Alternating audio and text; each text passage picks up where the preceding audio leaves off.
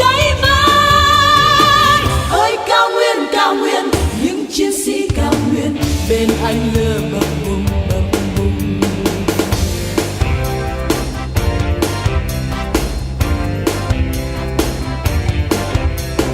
Cháy lên ơi lửa thiên, cháy mãi cho bóng em hiện ra.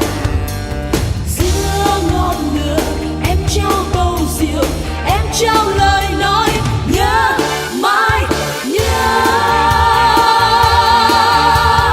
Lời nói lửa cháy siêu đắng ngày nào.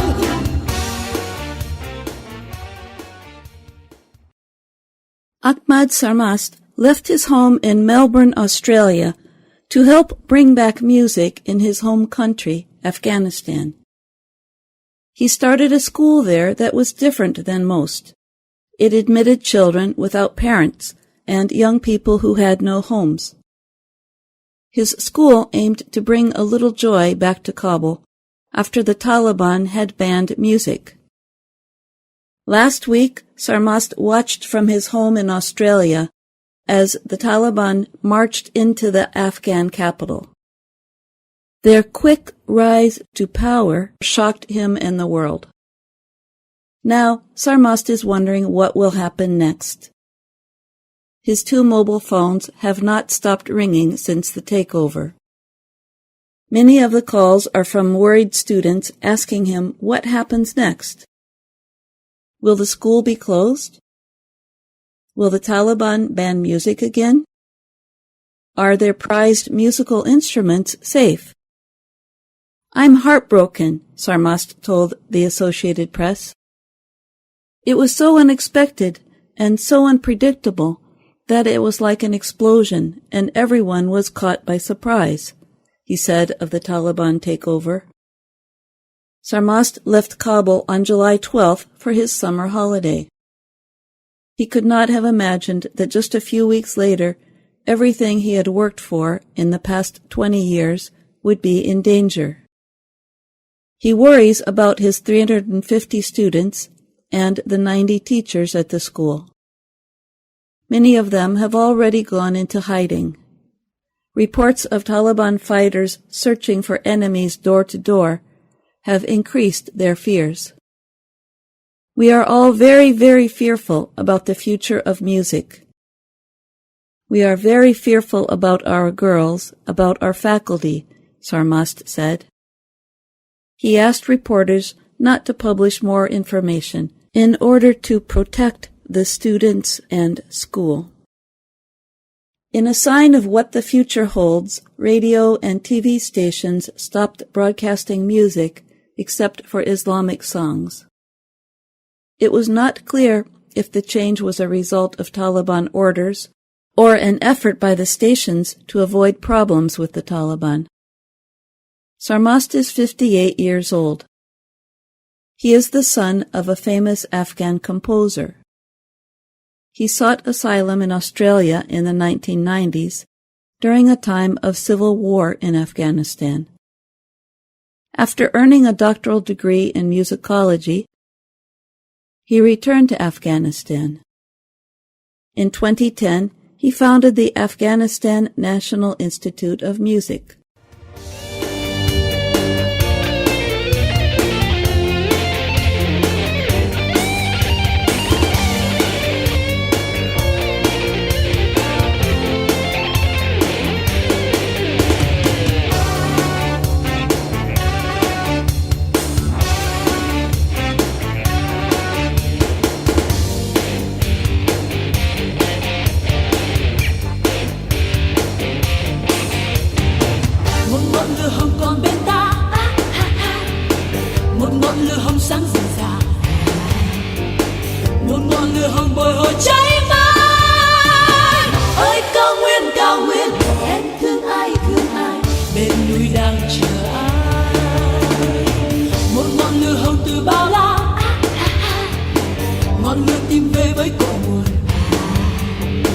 Ngọn lửa bồi hồi cháy mãi. Ơi cao nguyên, những chiến sĩ cao nguyên bên anh lửa bập bùng bập bùng.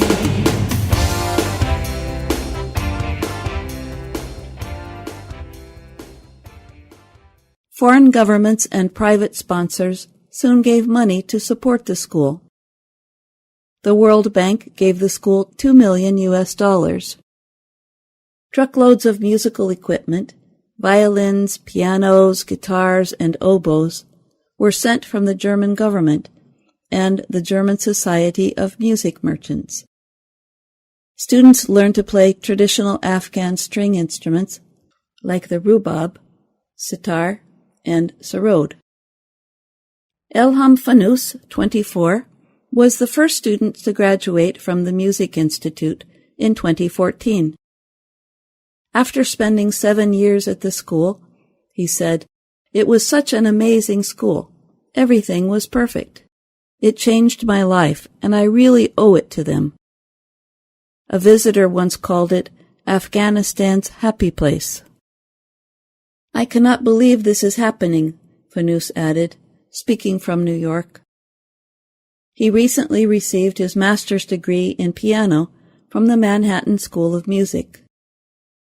He was also the first student from Afghanistan to be admitted to a U.S. university music program. The Institute's musicians traveled all over the world to represent the peaceful side of their country.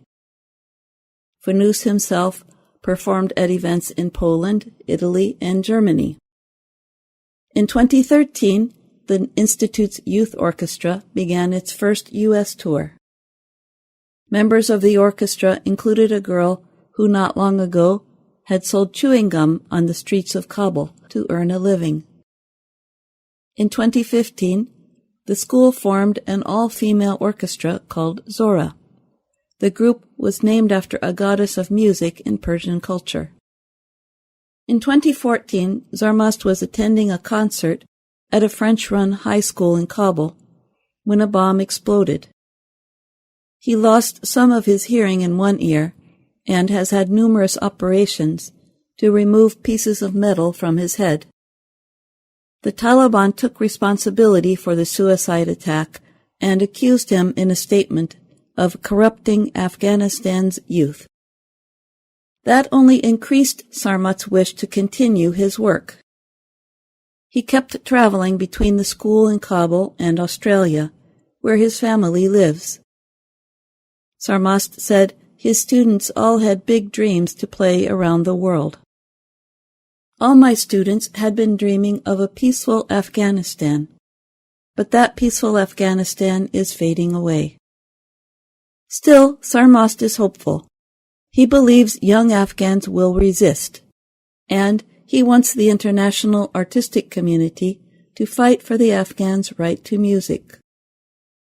"I'm still hopeful that my kids will be allowed to go back to the school and continue to enjoy learning and playing music," he said.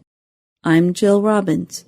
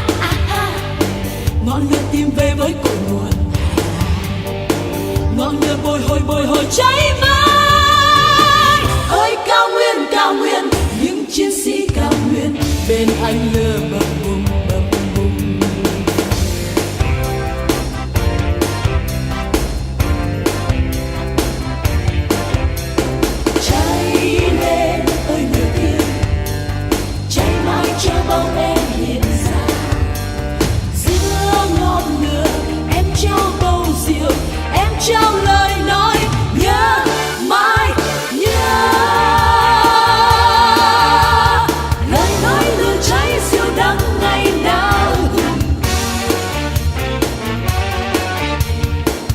Còn đàn chim chớ rao bay qua giữa bầu trời.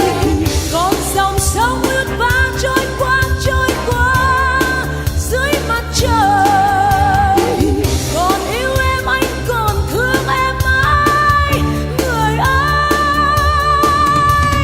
Cháy lên đi lửa thiêng cao nguyên, còn mãi trong ta tình yêu cao nguyên. Cháy lên đi lửa thiêng cao nguyên, còn mãi trong ta tình yêu cao nguyên.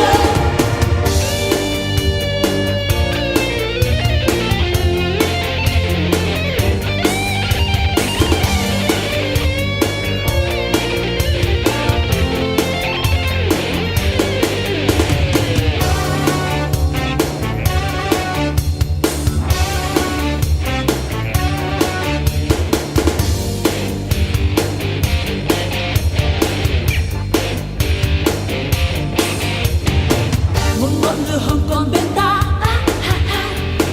một ngọn lửa hồng sáng rực rỡ, một ngọn lửa hồng bồi hồi cháy mãi. Ơi cao nguyên, em thương ai, bên núi đang chờ ai. Một ngọn lửa hồng từ bao la,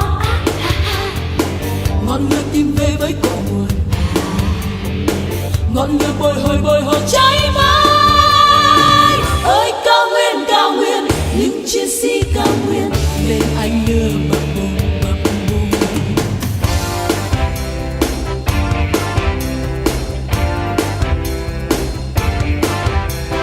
Cháy lên ơi lửa thiêng, cháy mãi cho bóng em hiện ra. Giữa ngọn lửa em trao bầu rượu, em trao lời nói nhớ mãi nhớ.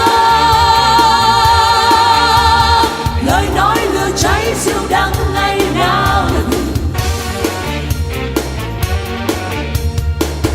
Còn đàn chim chớ rao bay qua giữa bầu trời. Còn dòng sông luôn ta trôi qua dưới mặt trời. Còn yêu em anh còn thương em mãi người ơi. Cháy lên đi lửa thiêng cao nguyên, còn mãi trong ta